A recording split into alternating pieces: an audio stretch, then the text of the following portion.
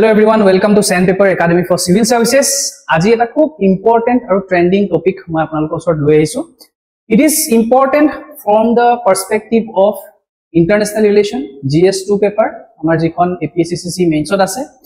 Ami ate discussion korim Nepalor jitu Gen Z protest hoi ase tar karon komo ki depth analyze korim aru India tar karone ki impact hobo pare, what can be the concerns for India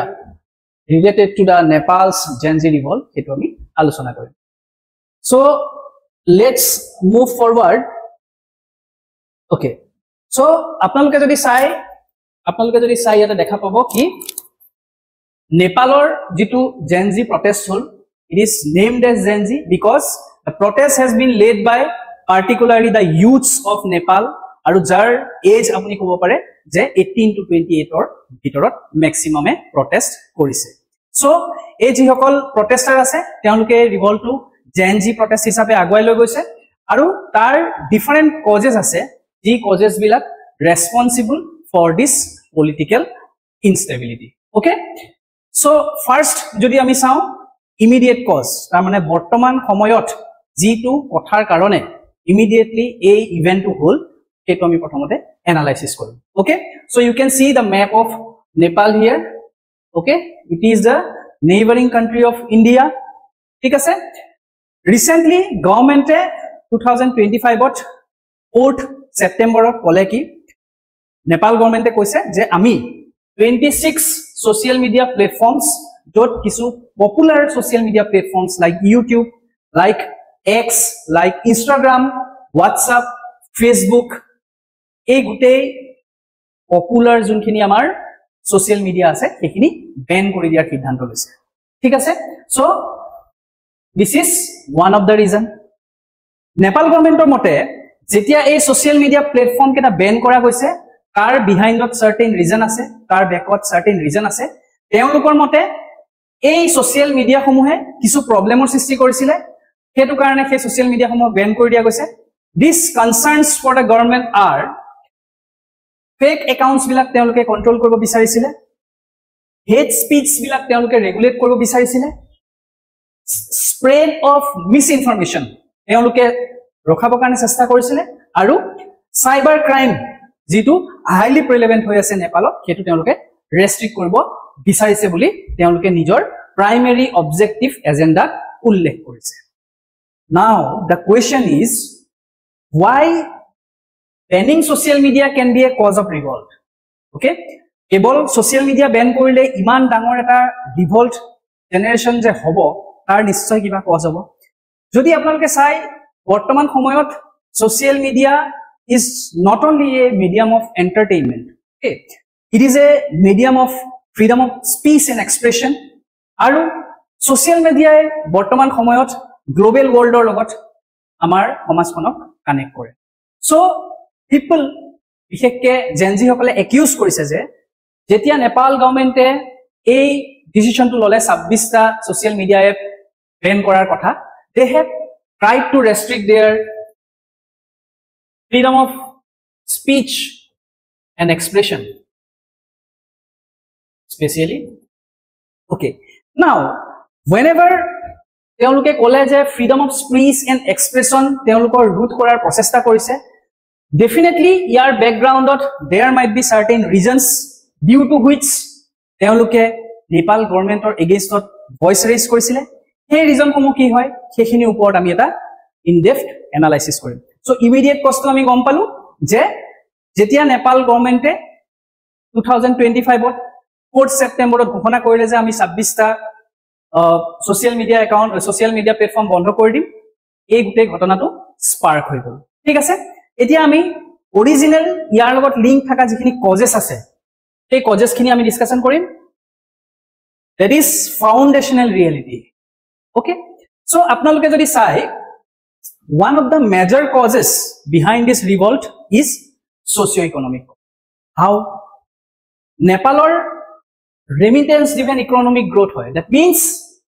Nepal is taking remittances from different countries, individuals and international institutions for its socio-economic development. ঠিক আছে, so এটো হোৱাৰ পিছতো ইমানখিনি ৰেমিটেন্সেছ পোৱাৰ পিছতো Nepal has failed to generate decent employment. ঠিক আছে যি সকল ইউথ আছে নেপালত নেপালৰ around 82% of youth, it is greater than 80% youth বৰ্তমান তেওঁলোকে proper formal economic কাম কৰি থাকিব পৰা নাই. That means they are engaged in informal sector. Informal sectors means the formal economy part নহয়. Suppose daily wage worker, suppose someone is giving food stall in the footpaths, someone is doing certain works in someone's residences. Okay, so hey gutei informal economy part hoi jay nearly 82% of youth of Nepal. Jodio a large amount of remittances has been received by Nepal from different institutions, still they have failed to generate employment opportunities for the youth. So সকলোকে important কথা ইয়াৰ এটোৱে হয় কি এই যে 82% workers আছে এই workers সকলৰ কথা যদি কনসিডাৰ কৰে আপোনালোকে যদি youthৰ percentage চাই 40% of Nepal's population are now youth. Okay, so very distinguished feature এখন country jot more than 25% youth ase yape apni sab 40% youth ase, still that country is dependent on remittances. Okay, assistance from other countries. Kihor karone there are certain reasons, maybe ei gutebur karon are one of the reasons. We will consider it as second reasons for this political instability. Political instability and the reliance on a limited pool of leaders. Now এই যিখিনি employment অপৰচুনিটিৰ অভাৱ আছে যিখিনি lack of employment opportunity বুলি কৈছো তাক address কৰিবৰ কাৰণে প্ৰপাৰ পলিটিক্যাল লিডাৰছৰ তাতে ডেফিচিয়েন্সি অনুভৱ কৰিছে এই দেশৰ নাগৰিকসকলে এই দেশৰ ইউথ সকলে তেওঁলোকে কৈছে কি এটা small pool of political leaders আছে তেওঁলোকৰ মাজতে পাৱাৰ টাসেল হয় আৰু তেওঁলোকে নিজৰ মাজতে পাৱাৰ ডিভাইড হয় বেসিক্যালি আইদাৰ এলায়েন্স নহলে সেম লিডাৰস খিনি আকো পাৱাৰত আহে আৰু তেওঁলোকৰ যোনটো effort from remittance base economy to a proper formal economy হেতু তেওঁলোকৰ এফৰ্টটো কম দেখা যায় তো হেতু কাৰণে ইউথ সকলৰ ফিউচাৰৰ ক্ষেত্ৰত এনেকুৱা ধৰণৰ ইম্প্যাক্ট পৰিব তাক লৈ যথেষ্ট টেনশন হৈ আছিল. This is one of the reason. Secondly, ডাঙৰ এলিগেশনস আছিল যে আমাৰ নেপালৰ যিসকল পলিটিক্যাল লিডাৰস আছে সিনিয়ৰ পলিটিক্যাল লিডাৰস ফৰ্মাৰ লিডাৰসৰ সকলৰ কথাই কক বা কাৰেন্ট লিডাৰস সকলৰ কথাই কক তেওঁলোকে বৃহৎ পৰিমাণে পাব্লিক মানিৰ কৰাপচনৰ ইনভলভ আছে. Okay, the money which has been given for developing public infrastructure, the money which has been received for developing certain aspect of livelihood, certain aspect of investment opportunities, তেওঁলোকে সেই সময়ত কোন ধৰণৰ ব্যৱস্থা নললে and they were involved in corrupt practices. ঠিক আছে, তেওঁলোকে গভৰ্ণমেন্টৰ ল্যান্ড মিসইউজ কৰিলে কিছু তেওঁলোকে কমিশনস বনালে যি কমিশনসে তেওঁলোকৰ সপক্ষে ৰায় দিয়ে that যদি কৰবাত কৰাপচন এলিগেশন উঠে তেওঁলোকে কমিশন এখন বনায় আৰু কমিশনখনে কি কৰে তেওঁলোকৰ ফেভাৰতে ৰায় দিয়ে. সো তেনেকুৱা ধৰণৰ আনলফুল কমিশন কনস্টিটিউট হল. Okay, fraudulent practices linked to refugee status, that is one of the major issue. So আপোনালোকে এই পোস্টাৰত চাব পাৰে এই পোস্টাৰত তেওঁলোকে যিবোৰ ৰিজন লৈ পেলাই প্ৰটেষ্ট কৰিছে আপোনালোকে দেখা পাব তেওঁলোকে আৰু এটা কথা উল্লেখ কৰিছে ইয়াতে nepotism. We will discuss about that. তেওঁলোকে কৈছে no more nepo babies, we demand fair opportunities. Social media banner ওপৰত তেওঁলোকে ভয়েস ৰেইজ কৰিছে তেওঁলোকে কৈছে কি end corruption, end nepotism, সকলোৰে কাৰণে justice, equality থাকিব লাগিব, transparency থাকিব লাগিব. ঠিক আছে, আৰু তেওঁলোকে ষ্টেণ্ড কৰিছে যে আমাৰ নেপালক বৰ্তমান চেঞ্জৰ প্ৰয়োজন হৈছে. ঠিক আছে, তো আমি এই দুটা ৰিজন বেসিক ৰিজন হয় which is supplemented by that immediate reason যে নেপালে সোশ্যাল মিডিয়া ব্যান কৰি দিলে. সো এই এলিগেশনস অফ কাৰাপশন বা আমাৰ যোনটো ৰেমিটেন্স বেস ইকোনমি আছে তাৰ ফলত তাৰ সেই যোনখিনি ৰিসোৰ্সেস আছে মিস ইউটিলাইজেশন কৰাৰ কাৰণে এলিগেশনস অফ কাৰাপশন বিলাক সোশ্যাল মিডিয়া প্লেটফৰ্মৰ জৰিয়তে বহুত লোকে তুলি ধৰাৰ কাৰণে তেওঁলোকে কৈছে কি this is one of the major reason probable reason তেওঁলোকে সোশ্যাল মিডিয়া বেন কৰিবলৈ বাধ্য হ'ল ঠিক আছে নাও another very drastic and interesting fact about economy of Nepal is that it is clearly divided into two part of economies okay allied economy aru eta juntu general youth economy ase this allied economy is a privileged economy a allied hokol they are politicians their sons and daughters their relatives aru ji hokol youth ase they are general youth of Nepal ঠিক আছে এই যে সকল elite ইকোনমিৰ লোক আছে তেওঁলোক rich হয় অপৰচুনিষ্ট in nature হয় তেওঁলোক ইনফ্লুয়েন্সিয়াল ইন নেচাৰ হয় তেওঁলোকে লেভিছ এটা লাইফষ্টাইল তেওঁলোকৰ কাৰণে গঢ়ি তুলিছে আৰু এই জন্তু Levi's lifestyle particularly the prominent personalities of Nepal and the senior political leaders তেওঁলোকৰ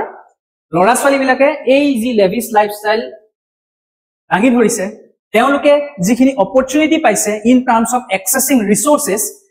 এই যোনখিনি টাৰ্ম হয় এই টাৰ্মটো আমাৰ এই ৰিভলিউশনত দিয়া গৈছে nepo kids phenomenon okay so this is a টাৰ্মটোৱে এই কথাখিনি ৰিফ্লেক্ট কৰে thus kids of these influential leaders were having influential and lavish lifestyle by using resources that meant to be distributed among other people or all over the country for betterment of public life, for creating opportunity for livelihood development, but unfortunately it is confined within a particular section of the people. That's why this Nepo kids phenomenon is termed aru a protest to soli ase. Okay, this protest is also against this allied economy people. ঠিক আছে তেওঁলোকে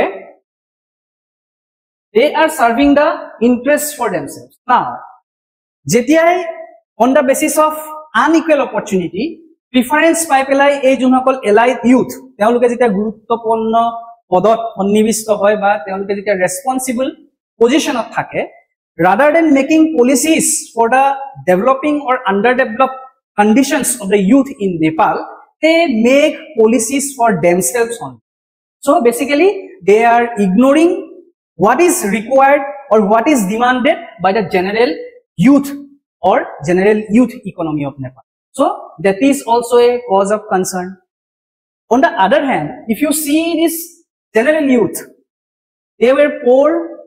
they were resource deficient, they lacked employment opportunity. ঠিক আছে আৰু যেতিয়াই recently দুখনমান photo viral হৈছিলে photo কেতিয়া ভাইরাল হয় যেতিয়া তাতে এটা ইনসিডেন্ট হয় some workers are working for their livelihood they are not getting anyone to call them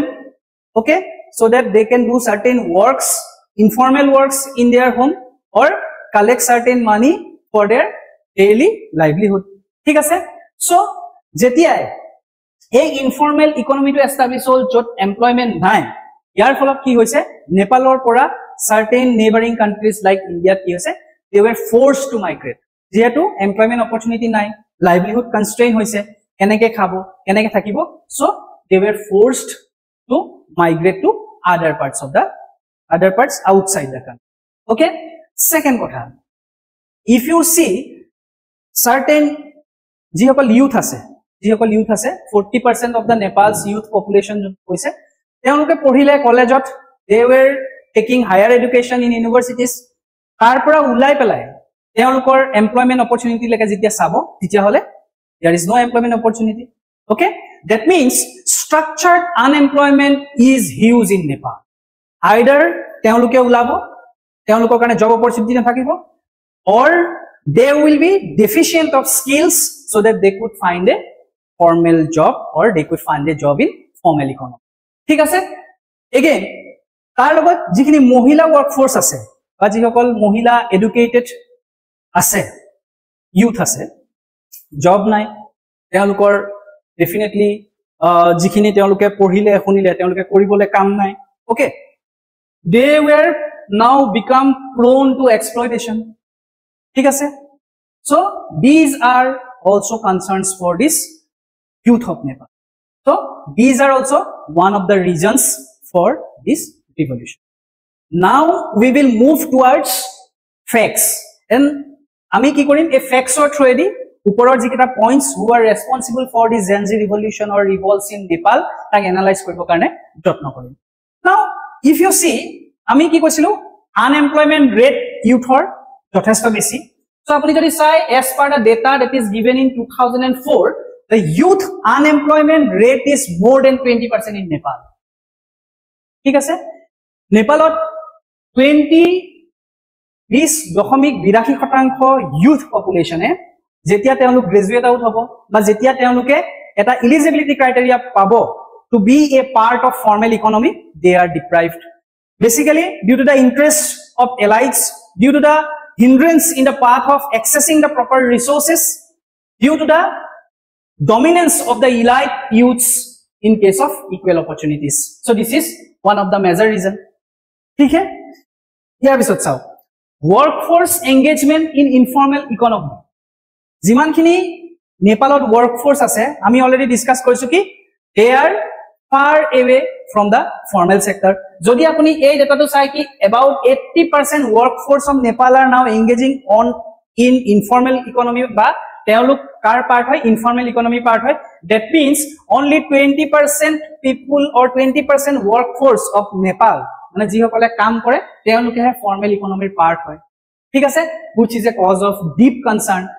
As a youth, if you are living in such economy আৰু আপুনি যদি এই ফ্যাক্টটো এনালাইজ কৰে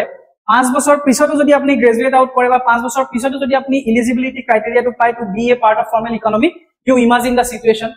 আপোনাৰ আগত কি থাকিব, অনলি ডাৰ্ক শ্যাডো থাকিব. ঠিক আছে, next now we will come to a very important point, GDP. Okay, if you consider GDP, এই 80% লোকে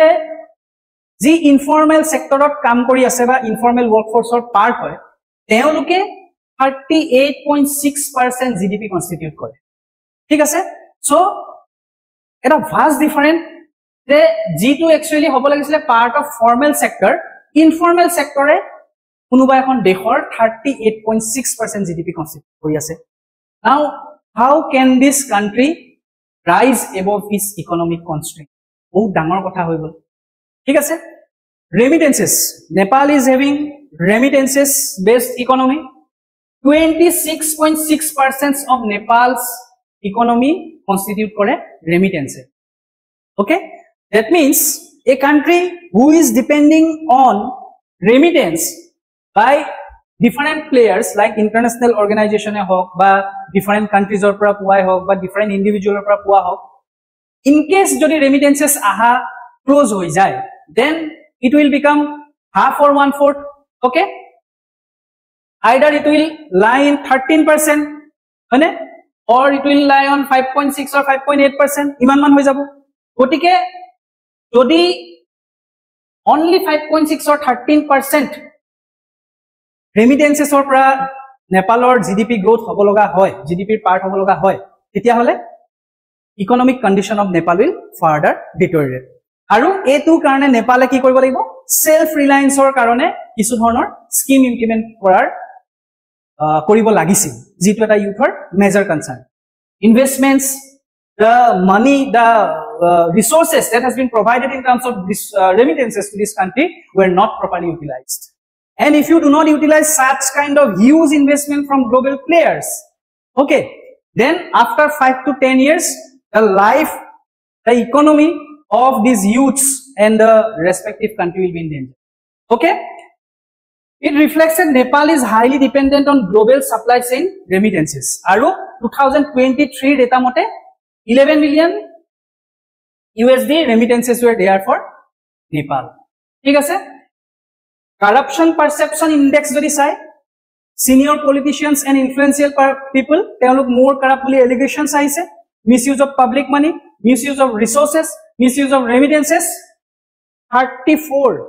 তেওঁলোকৰ index হয় out of 100. Okay, so deeply corrupt country hisabe Nepal agbari hoi ase. Next point, etia ei gutei ghotona khinir pora ami gom palu that a revolt or a change was inevitable for the youth of Nepal. Aru যেতিয়াই social media তেওঁলোকে এই কথাবোৰ উত্থাপন কৰিলে so through digital medium যেতিয়া তেওঁলোকে এই কথাবিলাক উত্থাপন কৰিলে তেতিয়াই গভৰ্ণমেণ্টে এই বস্তুটো সাপ্ৰেছ কৰিবৰ কাৰণে as per their voices তেওঁলোকে সোশ্যাল মিডিয়াটো বন্ধ কৰিলে there will no be any freedom of expression there will no be any freedom of speech there will not be any press freedom who could exploit the corruptions and privileges that has been enjoyed by Nepal government or previous Nepal government okay so a social media kihor karone important asle youthor karone why this immediate cause ignited or sparked that incident apnaloke saw Nepal youths has used the social media as a medium of exposing corruption number 1 they have expressed their freedom and their thoughts to social media তেওঁলোকৰ political thought কি হয় what are their analysis what are their research being a youth being a responsible youth of this country তেওঁলোকৰ medium asile social media okay এই দুটা reason major reason হৈ গল আৰু কি হ'ব পাৰে in an economy now we are moving towards a digital economy okay only physical mode of earning is not the only way digital business বা digital medium এৰো আমি livelihood বহুত সকলে arjon kori ase now jetia social media through jikhini manuhe ba jikhini youth he employment to bahute kom jikhini youth he economic empowerment lav korisil ekhini bondho kori diar bisot ki hobo eulokor livelihood further effect hobo which is a major cause of concern for them again okay ajikali eta next point koiso ajikali eta khub essential features ba significant features hoy ji hokol youth political leaders বা যিসকল আগবাঢ়ি আহা youth they concern this social media as a very important platform to see facts analyze facts raise their voices and to communicate with each other so they use this tool for a traditional youth political parties also use social media as the means of communication ঠিক আছে next medium of globalization and networking this is common for all so in this world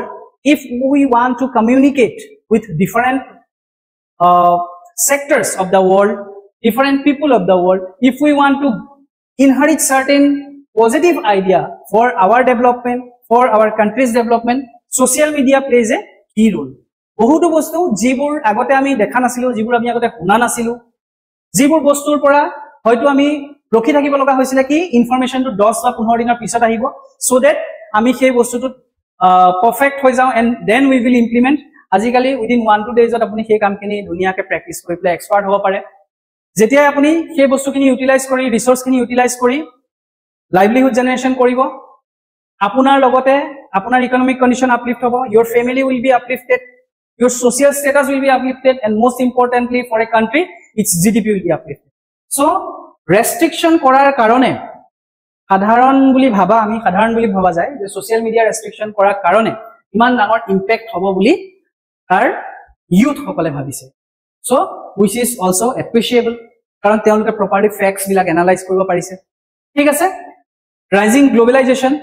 যত আপোনালোকে দেখা পাই আছে western power বিলাক কিমান highly টেকনলজিক্যালি advance হৈ গৈছে স্ক্যান্ডিনেভিয়ান কান্ট্ৰি বিলাকে কিমান ধুনিয়াকে টেকনলজিতে হওক গভৰ্নেন্সতে হওক ঠিক আছে জেন্ডাৰ ইকুৱেলিটি হওক social justice te hok kiman agbahi goi ase মানে other asian countries like china it is becoming a hub of economy recently vietnam has also being a part of china +1 policy right so ei gute bilakor majot jodi enekwa situationot nepalor social media jodi ban koribo loga hoy they will have to lose more so etu youth hokole realize korise ঠিক আছে next এই যেটো incident হল এই ইনসিডেন্টৰ পৰা নেপালৰ কি concern হ'ব পাৰে অলৰেডি যথেষ্টখিনি পাবলিক ৰিসোৰ্সেস ধ্বংস হৈ গৈছে মানুহে যিসকল পলিটিশিয়ানস আছিল তেওঁলোকক এসাল্ট কৰাৰ পিকচাৰ আহা দেখা গৈছে তেওঁলোকৰ পাৰ্সোনাল ঘৰ তেওঁলোকে বাৰ্ন আউট কৰি দিছে why because they were fed up with the political leaders and political trust system so এনেকুৱা ধৰণৰ ইনসিডেন্ট হলে প্ৰথম কি ব্ৰিচ হয় পাবলিক ট্ৰাষ্ট ব্ৰিচ ঠিক আছে so growing public distrust on political institution weakens democratic legitimacy. What is democratic legitimacy? We are selecting certain person so that our grievances will be addressed, so that our economy must be uplifted, so that we will be provided equal opportunity, resources will be properly utilized on behalf of us. ঠিক আছে on behalf of us তেওঁলোকে গৈ পেলাই আমাৰ যোনখিনি কথা আছে represent কৰক ঠিক আছে we will focus on participatory mode of governance এই গুটেখিনি কি হৈছে যেতিয়া পলিটিক্যাল টাৰ্মইলত হুমাই পেলাই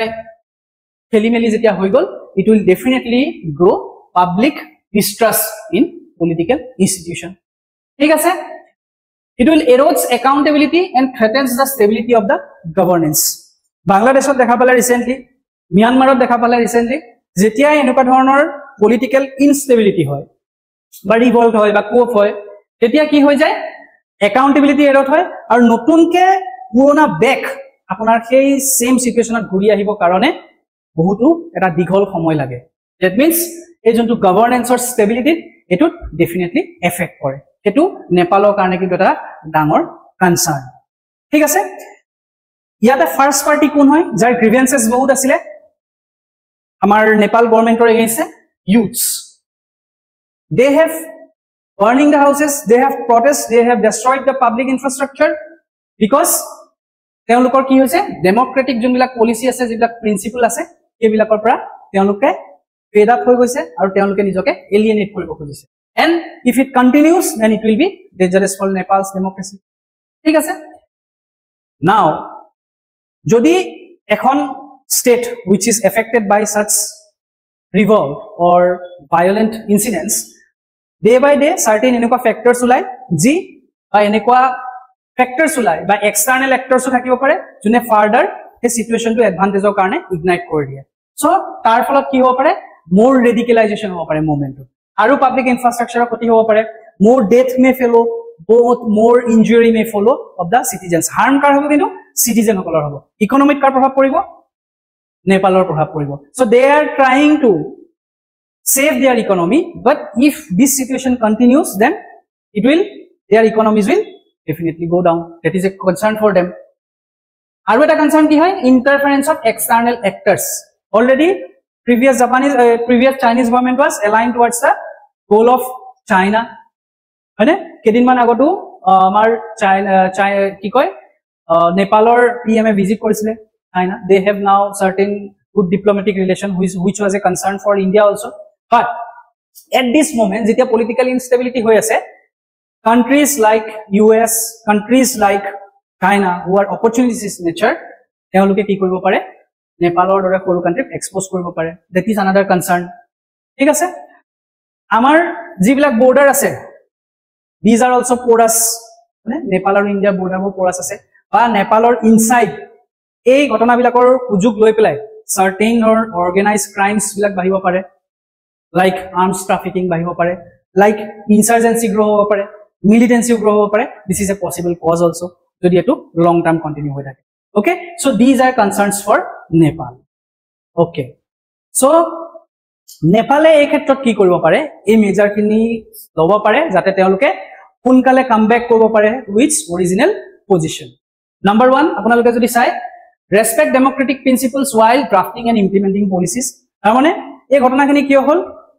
যেতিয়া ইউথ বা পাবলিকৰ কনসেন্ট নলুৱাকে বা তেওঁলোকৰ যিখিনি ইমোশনস বা ডিমান্ডস আছে কিনি ৰেসপেক্ট নকৰাকে যদি পলিচিজ বা প্ৰিন্সিপলস বনায় আৰু এখিনি ইমপ্লিমেন্ট কৰে definitely it will go against them so they have to now respect democratic principles while drafting their new policies ঠিক আছে inclusive governance their governance must be inclusive it must benefit all the sections of the society all gender both the genders okay male hok female hok age group gn hok inclusive hobo lagibo elite group or luke hok ba general youth hok teonlukor karno governance similar hobo lagibo taking measure against corruption strict measure against corruption hobo lagibo aru jibilak already corruption or allegations asil preferably ebilak olopman teonloke salary sabo lagibo probably they will have to hold certain inquiries so that they can gain certain public trust aru teoluke preferred solution tar karone dibo lagibo lawfully okay structured reform in the field of employment, investment, etc. Employment hok যেহেতু remittance based economy হয় তাৰ পৰা লাহে লাহে দূৰত যাব লাগিব employment opportunity কেনেকৈ আহিব তাক লৈ বিবেচনা কৰিব লাগিব preferably investment কাৰণে open হ'ব লাগিব preferably Nepal should also go for FTAs and all বিভিন্ন প্লেয়াৰ লগত ডিসকাশন কৰিব লাগিব গ্লোবাল ইকোনমিৰ লগত ডিসকাশন কৰিব লাগিব ঠিক আছে আৰু বিভিন্ন পলিচিজ স্মল ইন্ডাস্ট্ৰিজে হক এই সমূহৰ কাৰণে ডিফাৰেন্ট পলিচিজ তেওঁলোকে ইমপ্লিমেন্ট কৰা দৰকাৰ হৈ পৰিছে স্মল এন্ড মিডিয়াম ইন্ডাস্ট্ৰি হক বা সাৰ্টেন পাৰ্টত হেভি ইন্ডাস্ট্ৰিজে হক ওকে ৰিসোৰ্সৰ প্ৰপাৰ এলোকেশন কৰিব লাগিব last diplomatic discussions in certain cases Nepal is one of the friend of India হয় না হয় then Nepal India friend hoy then they have good relation with other countries also in those cases jodi ketebar okubidar honmukin hoy ba suggestion lobolikia hoy no worries they can also go for diplomatic dialogue or discussions how we can progress together okay next concerns for India ei Nepalot hoy incident or pora amar India ki effect hobo pare okay so keto jodi apnaloke sai প্ৰথমত তাৰ আগত আমি চাই লওঁ কি নেপালৰ importance কি ইন্ডিয়াৰ কাৰণে now we will discuss the importance of Nepal for India কিয়নো নেপাল ইন্ডিয়াৰ কাৰণে ইম্পৰ্টেন্ট হয় বিফৰ এই যোনটো ইনসিডেন্ট নেপাললে ইন্ডিয়া কেনেকৈ এফেক্ট কৰিব তাৰ আগত আমি জানি লম কি নেপাল ইন্ডিয়াৰ কাৰণে কিহৰ কাৰণে ইম্পৰ্টেন্ট হয় নাও নেপালে পাঁচখন বৰ্ডাৰিং কান্ট্ৰি ষ্টেটস আছে আমাৰ ইন্ডিয়াৰ যাৰ লগত বৰ্ডাৰ শেয়াৰ কৰে সিকিম হওক বিহাৰ হওক উত্তৰ প্ৰদেশ উত্তৰাখণ্ড এণ্ড ৱেষ্ট বেংগল হওক ঠিক আছে তেওঁলোকে cultural and economic exchange kat India logot coordinate kore number 1 number 2 jodi apni sai India logot teolokor relation to duta important hagot characterize koribo pari number 1 strategic importance for India's national security keneke Nepal is in the right of the middle of India's Himalayan frontiers aru along the border with Bhutan it acts as a northern borderland flanks and acts as a buffer states against possible aggression by China. China, jodi we all everybody knows about aggressive nature of China. We have also discussed about conflict like Doklam, right? Already ami international relation ekini poise. So possible ei ghotona bilakok badha dibo karone Nepal is considered to be a buffer state. Thik ase another their place is India's role perception in international policies tamane the international policy jetia India formulate kore then Nepal is considered to be a very important diplomatic partner thik ase bibhinno tie hok jeneke rivers originating in Nepal feed the Pannonian river system in India in terms of ecology and hydropower potential and hydropower khetrot already India tie up ase with Nepal okay many Hindu and Buddhist religious sites in Nepal making it an important pilgrim site for Indian people also so these are the facts why Nepal is important for India particularly it acts as a buffer state between India and China that is one of the major issue thik ase now we will go towards concern for India karone Nepal pa incident to kihor karone cause of concern hoy Nepal is a part of South Asia and South of Asia jikono country territorial integrity hok ba regional instability hok jodi hoy being a closer neighbor to India it provides a deep impact political impact ko economic impact ko security impact ko thik ase political instability frequent government change hoy gole ba enekwa dhonor ghotonar pisot recently their prime minister resigned he fled to somewhere like UAE hone so tenuka amar jibilak decisions asile ba jibilak policies asile towards Nepal eta uncertainty ahi jay junkhon government next ahibo pro Indian government ahibo ne pro Chinese government ahibo amar diplomacy change koribo lagibo ne ami same diplomacy align hoy থাকিব লাগিব tenuka dhonor question ahi jay economic ties ami ji korisilu Nepalor logot same economic tie amar logot rakhim ne we will separate out these ties thik ase eneke dhonor security engagement kenuka korim kalapani already conflict ase aru beshi conflict hobo neki external actor influence of tenuka dhonor situations bilak amar monole ahe thik ase security concerns or ahibo unstable Nepal can become a hub for cross border crime already ma koisu illegal migration and misuse of porous border so jehetu properly barricaded border নহয়, properly fenced border নহয়, this is a porous border. That's why illegal migration hobo pare. Workforce revolt hoৱাৰ পিছত কি হয় generally তেওঁলোকৰ resource নাথাকে, তেওঁলোকৰ খাবৰ কাৰণে অসুবিধা হয়, লাইভলিহুডৰ অসুবিধা হয়. So generally organized crimes বাহে plus influx towards the neighboring countries বাহি যায়. Okay, influence of external actors, already I have told you, opportunist countries like China and USA can take advantage of it. Also Gulf countries may also take certain advantage of it. ঠিক আছে, impact on people to people ties, already deep economic deep cultural tie has been already there with Nepal. Cultural means religious and social ties already আমি develop কৰিছো. নতুন এটা government আহিলে, নতুন এটা ৰিভল্টৰ পিছত যেতিয়া নতুনকে আকৌ নেপালখন স্টাৰ্ট হ'ব, সেই ঠাইবিলাক সেম থাকিব, এই প্ৰভিজনছ বিলাক সেম থাকিব, না পিপল টু পিপল যোনটো ইন্টাৰেকশন আছে, যিবিলাক পলিচি আছে সেম থাকিব, সেই বস্তুটো অলপ কজ অফ কনসাৰ্ন ইণ্ডিয়াৰ কাৰণে আহি পৰে. ঠিক আছে,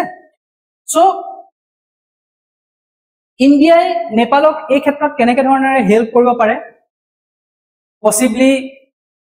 আমাৰ যিখিনি নেপালৰ আনএমপ্লয়েড ইউথ আছে তেওঁলোকক ডেফিনেটলি সাৰ্টেন পইণ্ট অফ ৰিসোৰ্সেস এলোকেট কৰিব লাগিব, তেওঁলোকক এমপ্লয়মেন্ট দিব কাৰণে যদি অলপ পাৰে ব্যৱস্থা কৰিব লাগিব, তো স্কিল ডেভেলপমেন্ট, আৰু তেওঁলোকৰ পৰা আহি পেলাই যাতে কিছু লোকে আমাৰ ক্ৰছ বৰ্ডাৰ জব ক্ৰিয়েচনৰ জৰিয়তে ইকনমিক এম্পাৱাৰমেন্ট লাভ কৰে, সেইটো আমি চেষ্টা কৰিব পাৰো. দেন ডেমক্ৰেটিক যিবিলাক ইনষ্টিটিউচন আছে অলৰেডি, যাৰ ওপৰত পাব্লিকৰ ট্ৰাষ্ট নাইকিয়া হৈছে, ইউথৰ ট্ৰাষ্ট নাইকিয়া হৈছে, বিভিন্ন মিডিয়ামৰ সহায় লৈ পেলাই ট্ৰাষ্ট বিল্ডিং প্ৰচেছ এটা ষ্টাৰ্ট কৰিব লাগিব থ্ৰু ডিফাৰেণ্ট মিডিয়াম, আৰু এইটো ইণ্ডিয়াই ইনিচিয়েট কৰিব লাগিব, otherwise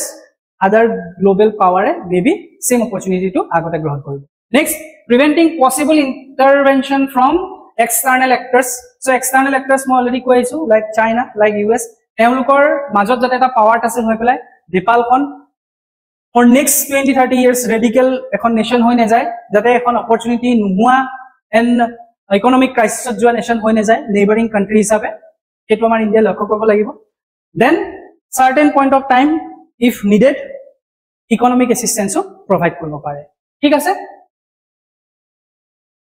so this is all.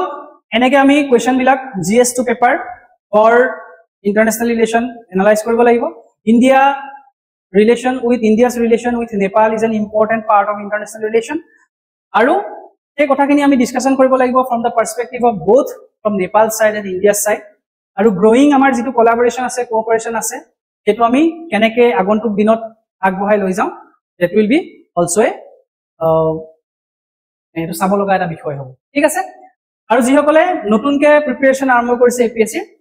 আমি ফাউন্ডেশন বেচটো অলৰেডি সেপ্টেম্বৰত will be launched. Start hobo through a seminar foundation come workshop, যত বিভিন্ন টপাৰে আহি পেলাই আপোনালোকক ভ্যালুয়েবল সাজেশনস দিব, স্টাৰ্টৰ পৰা কেনেকৈ প্ৰিপাৰেচন কৰিব লাগে. 2 days workshop হ'ব,